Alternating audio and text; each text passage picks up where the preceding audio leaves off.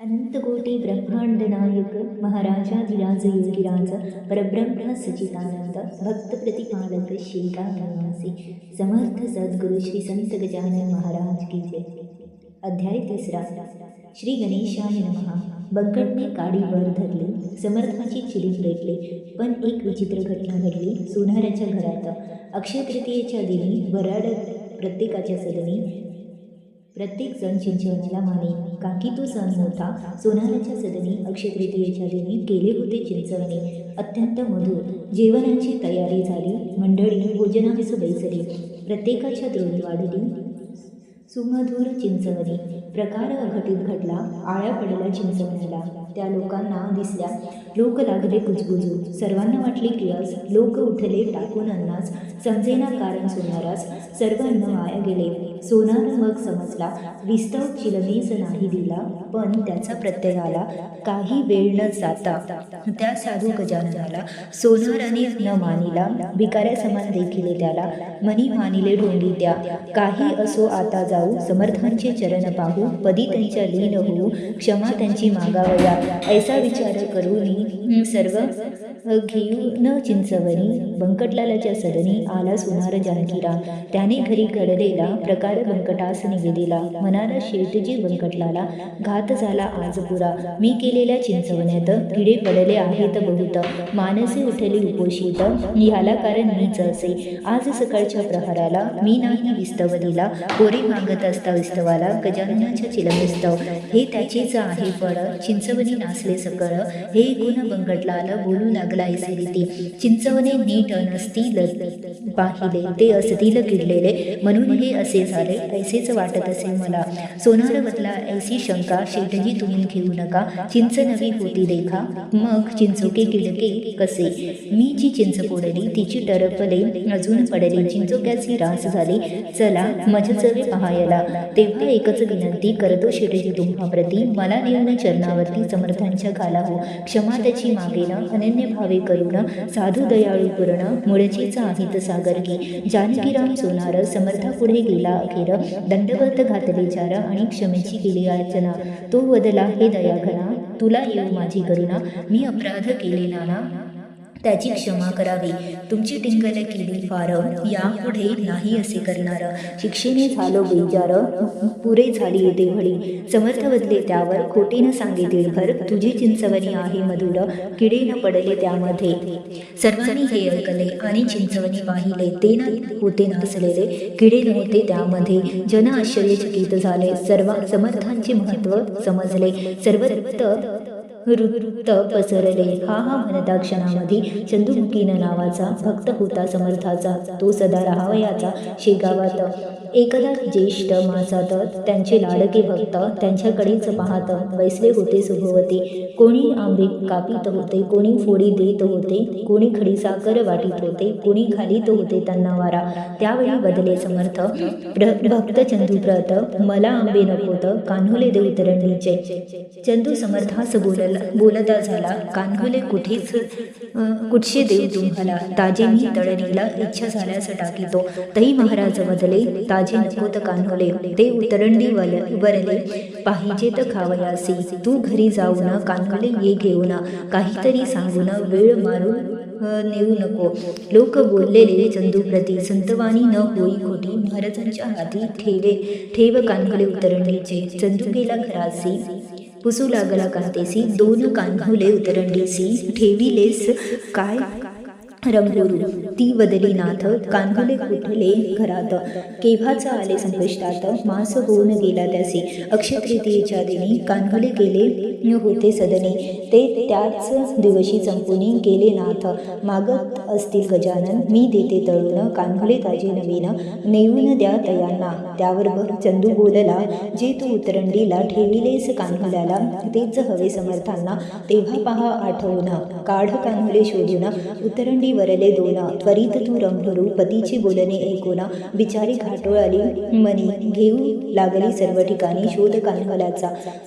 शोध घेता घेता ती वदली थांबानाता, आठवले मजा आता, उतरंडी वरलेत कान्होले, ते कान्होले ठेवल्याला एक मास होऊन गेला, वर्षी 80 असेल त्याला योग्य नसतील ते खाण्यासी. ऐसे म्हणून धुंदाळली सारी उतरंडी शोधिली. अखेर तिसला सापडली कळशी खापऱ्याची.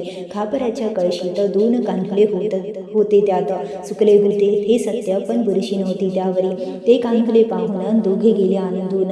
हे समर्थाकडे घेऊन आला चंदू सत्वरी. हे सारे पाहुणे जन आश्चर्यचकित झाले म्हणे. खाऊन टाकले समर्थांनी चंदूचे दिलेले कांदले.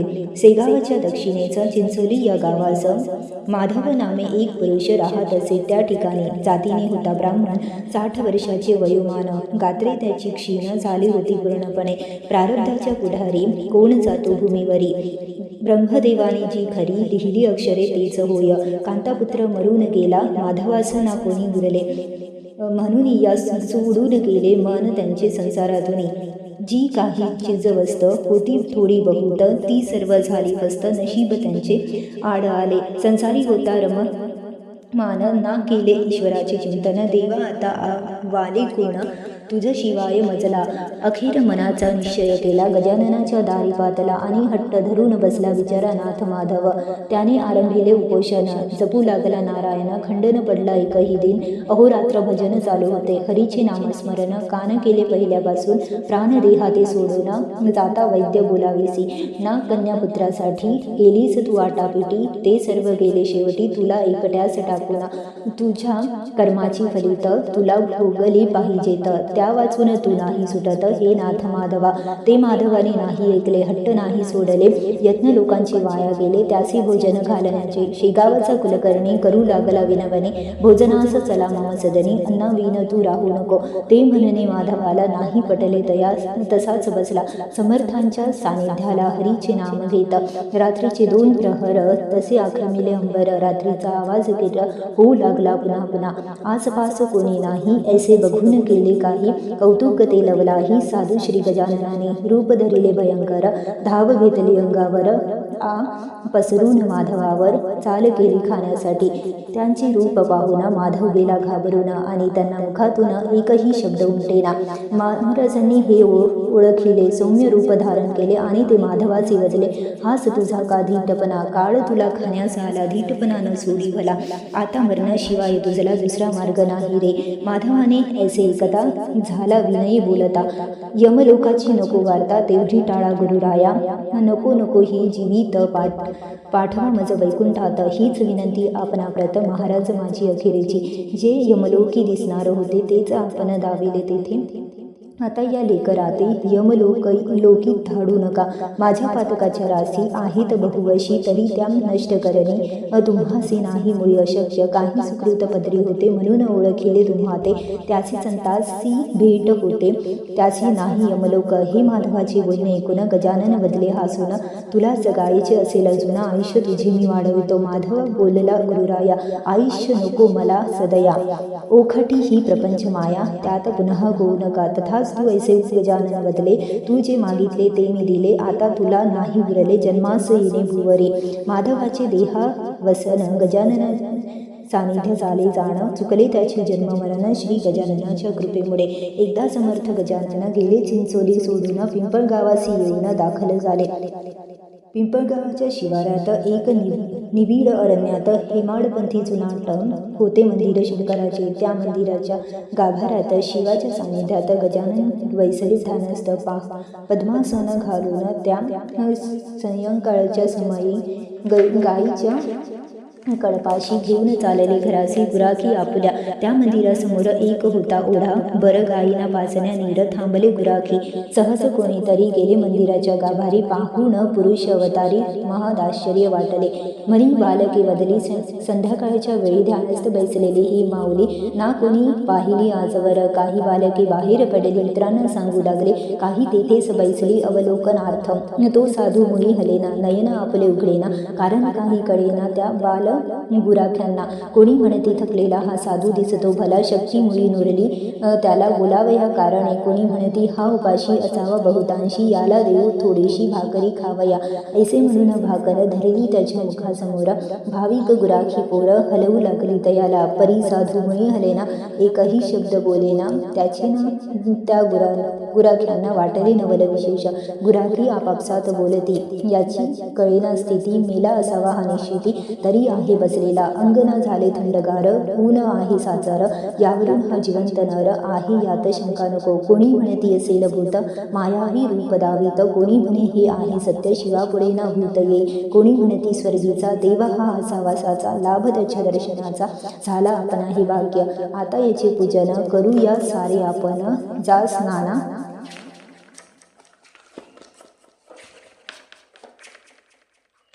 लागून पाणी आणा ओढ्याचे. पोरी गेली ओढ्यावरी, बुधल्यामध्ये आणिले वारी. समर्थांच्या पायावरी परमभावे ओतले. कोणी वनीची पुष्पे आणली, माला त्यांची तयार केली. कंठामध्ये घातली गुराख्यांनी साधूच्या. कोणी कांदा भाकर नैवेद्यार्थ साचार दिली ठेवून समोर. श्री स्वामी समर्थांच्या गुराख्यांनी केले नमन. अत्यंत आनंदानं काही वेळ केले निगुभजन. समर्थापुढे बैसुनी बराच अवधी तेथे गेला. तितक्यात एक जण वदला, अरे पोरांनो, आपल्याला बहुत वेळ असे झाले. दिवस गेला मावळून, कान आली रानातून मुले गुरांना घेऊन. ऐसे लोक म्हणतील, कदाचित आपणासी पाहणा येतील काननासी. वासरे तान्ही घरासी लागली असतील हंबराया.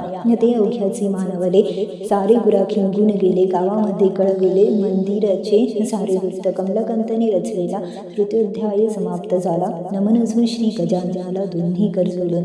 शुभ भवतु श्री हरिहरा प्रणनमस्तु. इति श्री गजानन भक्ति विजय ग्रंथस्य तृतीयोध्याय समाप्त. अनंतकोटि ब्रह्मांड नायक महाराजाधिराज योगीराज परब्रह्म सच्चिदानंद भक्त प्रतिपालक शिवगाव निवासी समर्थ सद्गुरु श्री संत गजानन महाराज की जय.